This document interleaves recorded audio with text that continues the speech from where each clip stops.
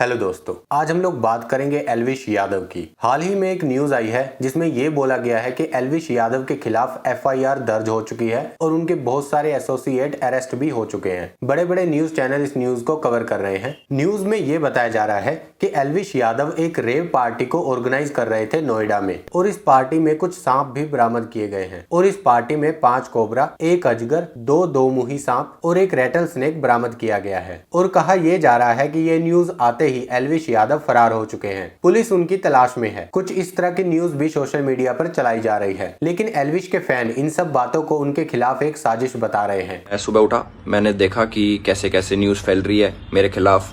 All over media में ये चीज हो रखी है, एल्विश यादव अरेस्ट हो गए, एल्विश यादव नशीले पदार्थ के साथ ऐसे ऐसे पकड़े गए। ये सारी चीजें जो मेरे खिलाफ फैल रही हैं, जितने भी आरोप मेरे ऊपर लगे हैं भाई, सारे बेबुनियाद हैं, सारे फेक हैं। 1% भी इनमें सच्चाई नहीं है। मैं पूरा सहयोग करने के लिए तैयार हूँ यूपी पुलिस के साथ, और मैं रिक्वेस्ट करूंगा यूपी पुलिस को, पूरे प्रशासन को, माननीय मुख्यमंत्री जी योगी आदित्यनाथ जी को, कि मेरी 1% भी, 0.1% भी अगर इस चीज़ में इन्वॉल्वमेंट मिल जाती है, मैं सारी जिम्मेदारी लेने को तैयार हूँ। और मीडिया से रिक्वेस्ट है, कृपा करके जब तक आपके पास ठोस सबूत ना हो जाए एल्विश यादव अरेस्टेड, जो सारी चीज़ें आप लिख रहे हो, प्लीज़ मेरा नाम खराब ना करें। और ये जितने भी इल्जाम लगे इनसे मेरा कोई लेना देना नहीं है, दूर दूर तक, 100 मील तक मेरा कोई लेना देना नहीं। तो आज की इस वीडियो में हम यही सब कुछ डिस्कस करेंगे। उससे पहले अगर आप नए हो तो प्लीज चैनल को सब्सक्राइब कर लीजिए। तो सबसे पहले हम ये देखते हैं कि रेव पार्टीज होती क्या हैं। कभी मुंबई के आसपास इस तरह की रेव पार्टीज के बारे में खबर मिला करती थी। 90 के दशक से इस तरह की रेव पार्टीज का चलन है। लेकिन मैं एक बात आपको क्लियर कर दूं, रेव पार्टी एकदम गैर कानूनी है। रेव पार्टीज मतलब इस तरह की पार्टीज जहां पर हर वो चीज जो गैर कानूनी है उसका इस्तेमाल किया जाता है। इन पार्टीज में जाने के लिए लोगों को लाखों रुपए खर्च करने पड़ते हैं, और फिर इन पार्टीज में युवाओं को वो नशा परोसा जाता है जो आमतौर पर मिलना नामुमकिन है। ऐसी पार्टीज को एकदम सीक्रेट तौर से किया जाता है। बहुत ही क्लोज ग्रुप में इस तरह की पार्टीज को ऑर्गेनाइज किया जाता है। ऐसा नहीं होता कि कोई भी मुंह उठाकर इस तरह की पार्टीज में चला जाए। वहां पर जाने के लिए आपके लिंक अच्छे होने चाहिए। देश के बड़े बड़े फार्म हाउस में इस तरह की पार्टीज को आयोजन किया जाता है, जैसे कि मुंबई, दिल्ली, गुड़गांव, जयपुर और अब नोएडा में भी इस तरह की पार्टीज स्टार्ट हो चुकी है। इन पार्टीज में सबसे ज्यादा कोकेन का इस्तेमाल किया जाता है, जो युवाओं को 7-8 घंटे तक मदहोश रखती है। लड़के लड़कियां वहां पर नशा करते हैं और उसके बाद फिजिकल रिलेशन भी बनाते हैं। अब क्योंकि वो लोग नशे में होते हैं तो अगले दिन उनको कुछ भी याद नहीं होता। सब लोग नशे में डूबकर अपनी रात को रंगीन करने के लिए लाखों रुपए खर्चा कर देते हैं। इन पार्टीज में ऐसे नशे यूज किए जाते हैं जो दिमाग को पूरी तरह से सुन्न कर देते हैं। इन लोगों को कोई होश नहीं रहती, ये सिर्फ अपनी पार्टी के नशे में झूमते रहते हैं। और मैं एक बात फिर से क्लियर कर दूं,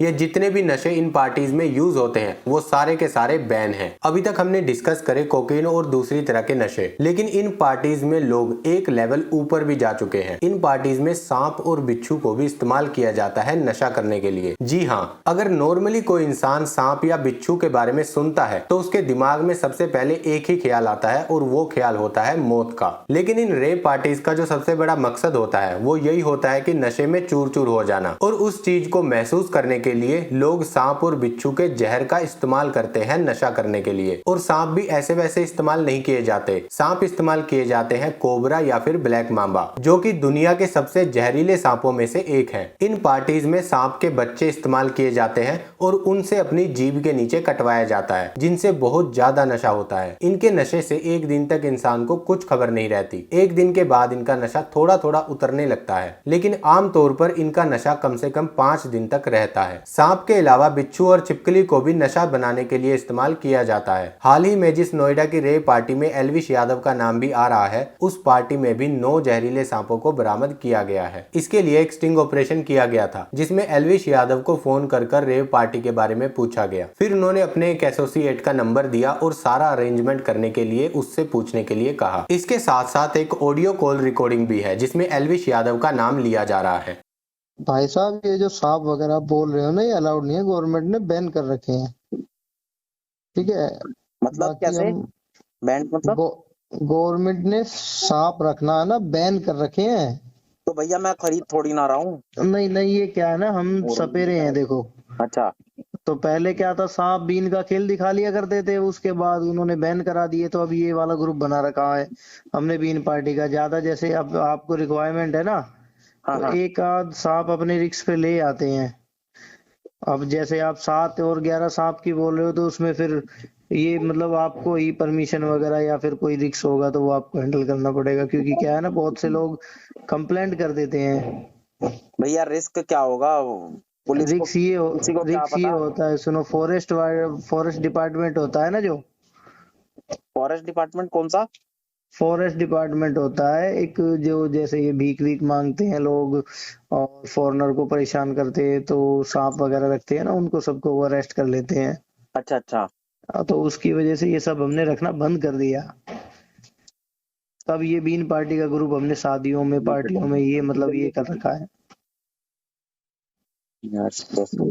तो दिक्कत ये है कि 7 सांप 11 सांप आप जो बता रहे हो ना, करने को तो कर देंगे, लेकिन वो क्या है कि फिर आपके ऊपर आए, मतलब आपकी हेडिंग है। अरे भैया हम देख लेंगे, कोई दिक्कत। हाँ, तो मतलब ये है कि हमें हमारे घर से आप अपने यहाँ तक और आपके वहां से वापस हमारे घर तक आपको आपकी वो होगी सिक्योरिटी, मतलब कोई बात नहीं, आप को वापसी में छुड़वा देंगे फिर, और क्या करें कैब में?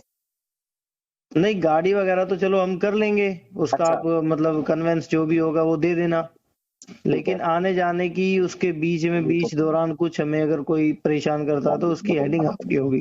कोई बात नहीं, वो तो देख लेंगे यार। क्या है ना, क्योंकि मिलते नहीं है। अब ये क्या है, मुझे राजस्थान या फिर इधर यूपी साइड जाना पड़ेगा सांप वगैरह लाने के लिए, और पार्टी हमारी ये दिल्ली की है। आप गाजियाबाद का कौन सी जगह से बोल रहे हो? लोनी। लोनी। 7-8 आप जो सांप बता रहे हो, इनको 2 से 3 बंदे तो आपके फुटेज वगैरह होंगे।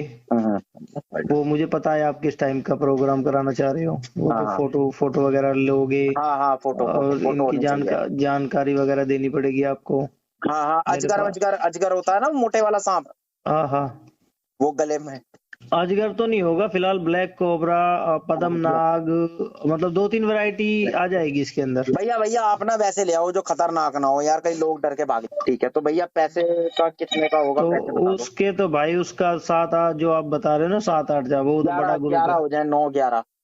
तो ये बड़ा ग्रुप है भाई, ये तो कम से कम हम 31,000 रुपए लेते हैं इसके। मैं आपको एक वीडियो भेज रहा हूँ। 11 वाला बताओ आप कितने का करोगे? तो 11 भाई, हम बता तो रहा हूँ मैं, कम से कम 31,000 रुपए लेते हैं हम इस चीज के। और कोई ऐसे सांप हो भैया जो गले वले में डालने हैं, कुछ खतरा ना हो? सर मैं सांप तो आपको ऐसी वैरायटी ला दूंगा कि आप देख के ही खुश हो जाओगे। हाँ ठीक है, बाकी रिक्स की बात है वो आप देख लेना। बाकी अमाउंट है ना, अमाउंट जो बता रहे हो ये तो था, उन्होंने एलविश यादव भाई है ना, उन्होंने बताया था। अच्छा, एलविस जी ने दिया है नंबर आपको? हाँ। ठीक है, समझ गया, मैं समझ गया। तो एलविस जी से आप खुद ही पता कर लो ना क्या चार्ज लेते हैं। अरे भाई अब वही है ना, डायरेक्ट बात नहीं है। हाँ। डायरेक्ट नहीं कर पाएंगे, आप समझा करो, आप ही सही करो यार। अब इस कॉल रिकॉर्डिंग से ये तो साफ हो रहा है कि इसमें एल्विश यादव का नाम लिया जा रहा है और एल्विश यादव इस तरह के लोगों के साथ में कनेक्टेड थे, लेकिन कहीं भी ये पता नहीं लग रहा कि ये पार्टी उन्होंने करवाई थी और वो भी ड्रग्स लेते हैं। और जैसे कि हमारा कानून कहता है कि जब तक ये प्रूव ना हो जाए कि आदमी गिल्टी है तब तक वो इनोसेंट है। एल्विश यादव से आपका कोई संपर्क हो पाया है अभी तक? नहीं, हमारा कोई संपर्क नहीं हुआ। लेकिन पूछताछ के लिए बुलाया जाएगा एल्विश को? अगर हमें आवश्यकता लगी तो जरूर बुलाएंगे। एफआईआर में नाम है एल्विश यादव का? देखिए, नाम हो जाने से कोई मुलजिम नहीं होता है जब तक कि तथ्यों को वेरीफाई न कर लिया जाए।